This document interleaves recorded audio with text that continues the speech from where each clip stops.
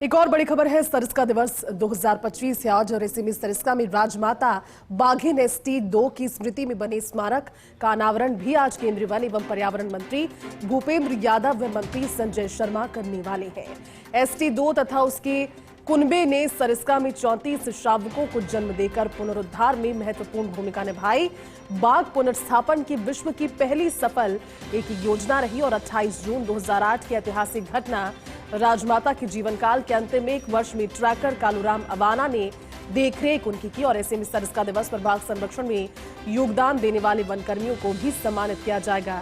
दुर्गम क्षेत्रों में कार्यरत फील्ड स्टाफ को वितरित होगी आवश्यक ration kits. Petronet energy limited वन विभाग को सौंपेगा वन्यजीव सुरक्षा के लिए वाहन। सरिस्का परिसर में होंगे जागरूकता और संरक्षण आधारित विविध कार्यक्रम। एसोसिएट एडिटर निर्मल तिवारी हमारे साथ ज्यादा बातचीत के लिए जुड़े हैं। निर्मल जी, सरिस्का दिवस 2025 ये दिवस क्यों मनाया जाता है, एक बार इसका इतिहास भी बता दीजिए और सरिस्का के इतिहास में राजमाता बाघिन ST2 की क्या भूमिका है वो हम सब जानते हैं, हमने पढ़ा है, जरा उसे भी डिस्क्राइब कीजिए। आज का दिन बहुत खास है वन्यजीव प्रेमियों के लिए, बाघ पुनर्स्थापन और संरक्षण के लिहाज से। सुप्रभात जयती। देखिए, निश्चित तौर पर एक बहुत बड़ा दिन है आज का दिन। आज का दिन बड़ा इसलिए कि इसके साथ दुखद और सुखद दोनों तरह की स्मृतियां जुड़ी हुई हैं।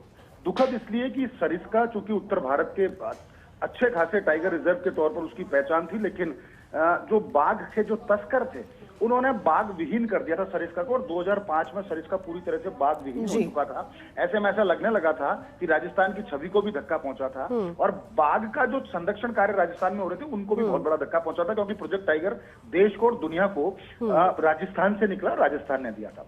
इसके बाद लगातार प्रयास किए गए और उन प्रयासों का नतीजा ये रहा कि आज ही के दिन यानी 28 जून 2008 को करीब 17 साल पहले सरिस्का के अंदर बाघ का वापस से रीइंट्रोडक्शन किया गया, यानी बाघ को दोबारा लाया गया और राजमाता जो ST2 जो है उसका इसमें बहुत महत्वपूर्ण योगदान है। रणथंभौर से मुझे ध्यान है एयरलिफ्ट करके यहाँ पर एक बाघ को लाया गया था और उसके बाद लगातार बाघ बसावट की तरफ, पुनर्वास की तरफ यहाँ पर लगातार काम किए गए। और खास बात यह है ST2 जिसको राजमाता के नाम से जाना जाता है, इस राजमाता नाम भी उसको फर्स्ट इंडिया न्यूज ने सबसे पहले 2022 में हमने ही राजमाता उसको इसलिए कहा क्योंकि उसके कुनबे में लगातार जो उसकी संतति थी उसी की वजह से सरिस्का के अंदर बाघों का कुनबा बढ़ा और आज सरिस्का 48 बाघों की स्थिति में पहुंच गया, यानी सर्वकालीन सर्वोच्च जो संख्या है बाघों की सरिस्का के अंदर वो 48 के स्तर पर इस राजमाता का बहुत बड़ा योगदान है, क्योंकि उसके कुनबे के तमाम जो शावक हैं दूसरे बाघ बाघिन उनकी संख्या 34 है, यानी 48 में से 34 तो सिर्फ राजमाता के हैं। और इस राजमाता का अंतिम दौर मैंने देखा है, जब उसके पूंछ के ऊपर घाव हो रहा था गहरा, लगातार उसको